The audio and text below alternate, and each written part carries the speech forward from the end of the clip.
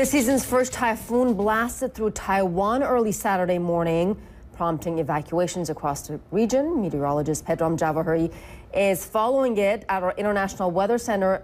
Pedram, what can you tell us? Yeah, Asya, the storm has weakened quite a bit. That's excellent news. And, so many people in the path of it when you're talking about a very densely populated area in northern Taiwan and Taipei in particular. The winds at 140 kilometers per hour, that is equivalent to a Category 1 storm there as it moves over the Taiwan Strait. And heavy rainfall certainly has come down. Widespread destruction across this region, and best here displayed on the video because it's showing you some of the flooding that is taking place. And major concern for this region was the substantial flooding just because of the tropical nature, of course, of these storms, but also how mountainous Taiwan is. As many people don't know, Taiwan has the highest density of tall mountains of any location on Earth. Over 250 mountains across this island nation that are over 3,000 meters in height. And what that does, of course, exacerbate the problems, enhance the moisture out of these thunderstorms, and bring down the flooding concerns. And across the city of 7 million people, we're talking about Taipei, damage also taking place. And the images coming out of this region also showing you the amount of damage and structural damage, too. A big-time concern when you're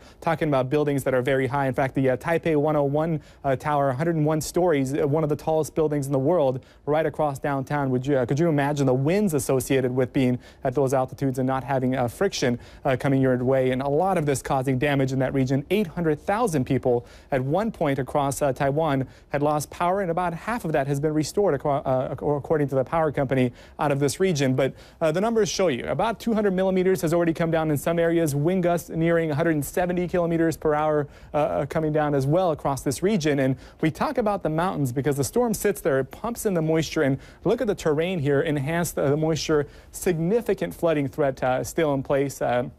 We know a lot of people back in 2009, some 600 people lost their lives because of a typhoon that rolled through here with very similar characteristics. So the Central Weather Bureau out of Taiwan putting 70% of the country underneath an extremely torrential warning. And you don't see this too often because the bottom of the chart here is extremely heavy rainfall. Only one corner of the country has that, and extremely torrential rainfall encompasses much of it. In fact, I can show you the radar perspective at this hour across Taiwan. There is the island nation, spans about 350 kilometers from the north to the south. Nearly the entire country getting heavy rainfall at this hour, and that pattern, of course, going to shift to the east there, to the west, I should say, as the storm system moves on towards Fuzhou over the next, say, 6 to 7 hours. Another landfall expected there. It is going to be significantly weaker, and in Fujian province, alerts already issued there for heavy rainfall and also a flooding concern, similar to what we saw in Taiwan.